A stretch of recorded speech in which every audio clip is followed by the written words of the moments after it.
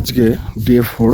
আমরা কালকে ফালুটে না গিয়ে আমরা টুমলিংয়ে চলে এসেছিলাম।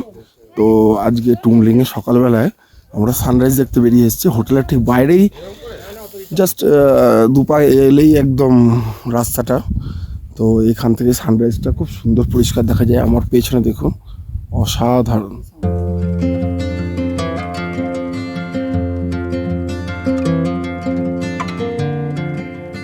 পুরো পরিষ্কার স্লিপিং বুথটা দেখা যাচ্ছে।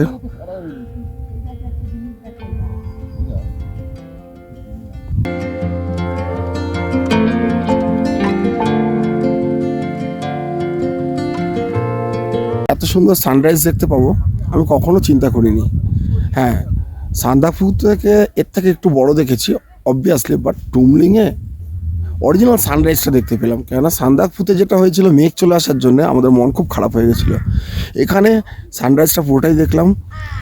তো আজকে ডে 4, এবার সারাদিনের জার্নি বাকি রয়েছে, সঙ্গে চলুন। গ্রিন হিল প্যারাডাইসে আমাদের সকালের ব্রেকফাস্টে দেওয়া হয়েছিল কাবলি ছোলা আর আলু দিয়ে একটা তরকারি, সঙ্গে সেই নরম সুন্দর তুলতুলে রুটি এবং ডিম। দুই বাঁদরকে নিয়ে আমাদের ব্রেকফাস্ট জমে উঠল। দুজনের নানা তর্ক, নানা কথা, যাক সময়টা কেটে গেল। আমরা তাড়াতাড়ি করে ব্রেকফাস্ট করে বেরিয়ে পড়লাম দার্জিলিংয়ের উদ্দেশ্যে।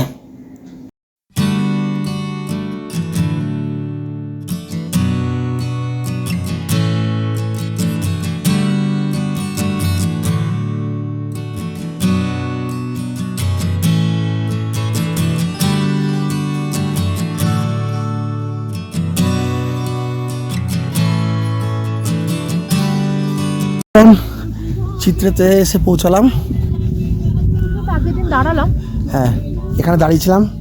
এখানে অনেক ছবি টবি তোলা হয়েছিল এবং আমরা চাটা খেয়ে এখান থেকে আমাদের টুমলিংয়ের দিকে আমরা গেছিলাম। খুব সুন্দর জায়গা।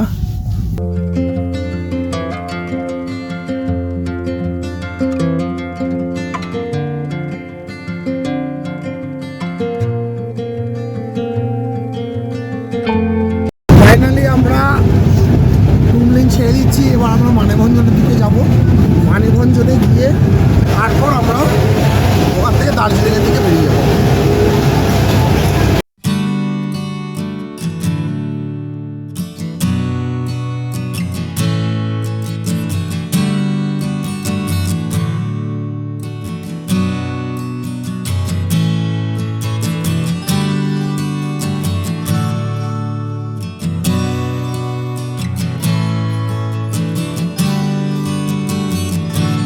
মানেভঞ্জনে নেমে গেছি এবং মানেভঞ্জন থেকে আমাদের আরেকটা গাড়ি আমাদের নেওয়া হলো, এই সুমো গোল্ড।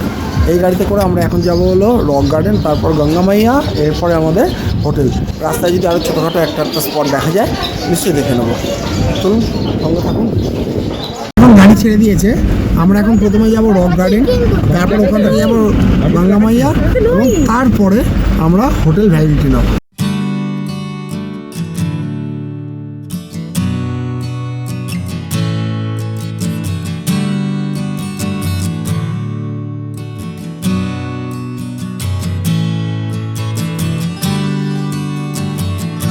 সুখিয়া পুকুরির যে মার্কেট আছে সেই মার্কেট ক্রস করছে, একটু কনজাস্টেড রয়েছে। এবার আমরা সোজা চলে যাবো হলো রক গার্ডেন্সের দিকে। ফরেস্টে আমরা ঢুকবো। তো পাইন ফরেস্টের এই টিকিট, এই পাইন ফরেস্টের এই টিকিট 20 রুপিস করে আছে। এটা টিকিট কেটে আমাদের ঢুকতে হবে। তো আমরা অলরেডি টিকিট কেটে ফেলেছি। তো আমরা এখন ভেতরে যাচ্ছি। বিশাল বড় বড় পাইন ফরেস্ট, দারুণ। আমরা এই পাইন ফরেস্টের বেশ অনেকটাই ভেতরে চলে এসেছি। খুব সুন্দর লাগছে, দারুণ জায়গাটা। হ্যাঁ, ড্রাইভার দাঁড় করালো, তো বেশ সুন্দর জায়গাটা। আমরা পাইন ফরেস্ট থেকে বেরিয়ে পড়লাম। এবার আমাদের গাড়ি স্টার্ট দিয়ে দিয়েছে। এবার আমরা যাবো হলো ফার্স্টে রক গার্ডেনের দিকে।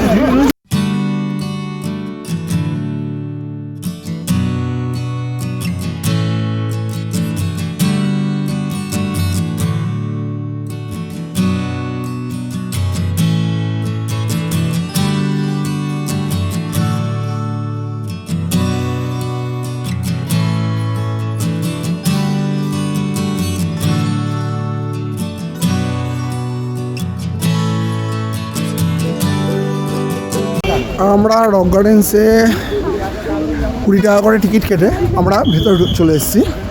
ছোটো বাচ্চাদের লাগছে না পয়সা, তো জায়গাটা খুবই সুন্দর।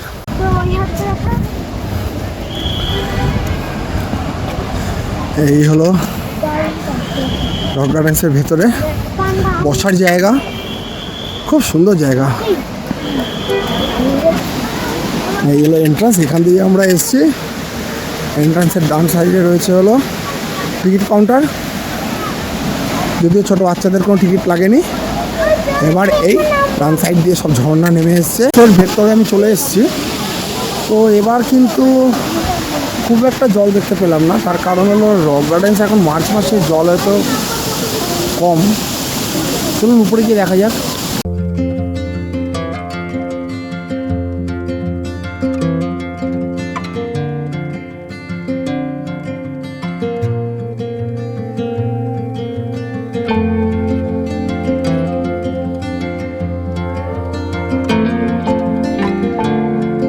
এরপরে আমরা যাচ্ছি, আমাদের সেকেন্ড ডেস্টিনেশন হলো গঙ্গামাইয়া। তারপর আমরা সোজা আমাদের চলে যাবো। গাড়ি বড় রাস্তায় ড্রপ করিয়ে দিল, তো আমরা এবার হেঁটে হেঁটে উপরে উঠছি আমাদের হোটেলের দিকে। আমরা হোটেলে চলেও এসেছি, চেক ইন করেছি, বাট এখনও হোটেলের আমি রুম টুম কিছু দেখাচ্ছে না, কেননা সবাই লাগেজটা রেখে আমরা দৌড়ে চলে এসেছি লাঞ্চের জন্য। সবারই খিদে পেয়ে গেছে। ওটা হলো ওদের ডাইনিং স্পেস, দেখাচ্ছি অনেকটাই বড় আছে।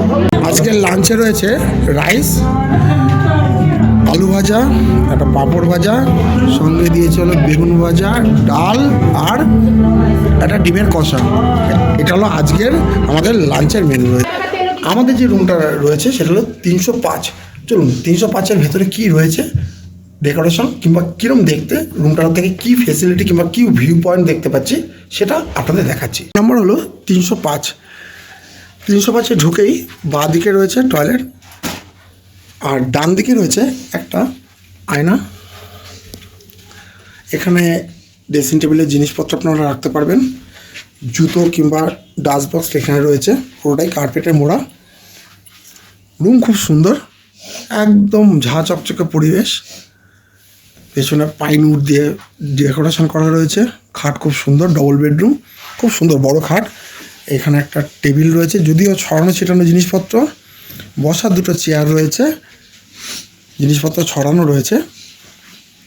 আর যেটা সব থেকে বেস্ট, ঠিক উল্টো দিকে এইখানে দেখা যাচ্ছে কেভেন্টার্স। এই যে হোটেল থেকে সন্ধ্যার সময় নেমে এলাম, জাস্ট হোটেলের সিঁড়ি দিয়ে নেমে এসেই উল্টো দিকে হলো আমাদের কেভেন্টার্স। এই হলো কেভেন্টার্স।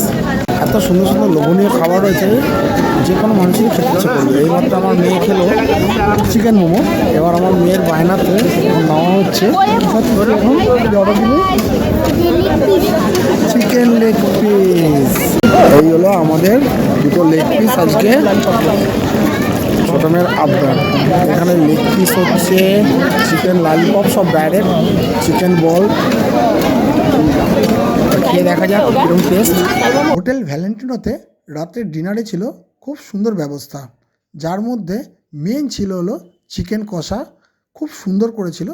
সঙ্গে ছিল ডাল, সবজি, রুটি, রাইস এবং স্টার্টার ছিল কিছু ভাজা জাতীয় জিনিস, চিকেন পকোড়া এরকম কিছু দেওয়া হয়েছিল, এবং লাস্টে ছিল ডেজার্ট। আমার এই ভিডিওটি যদি আপনাদের মনে ধরে থাকে, ভালো লাগে, তাহলে আপনারা লাইক করুন, শেয়ার করুন, এবং এই ভিডিওটি যদি প্রথমবার কেউ দেখেন তাহলে সাবস্ক্রাইব করুন, বেল আইকনটি ক্লিক করুন।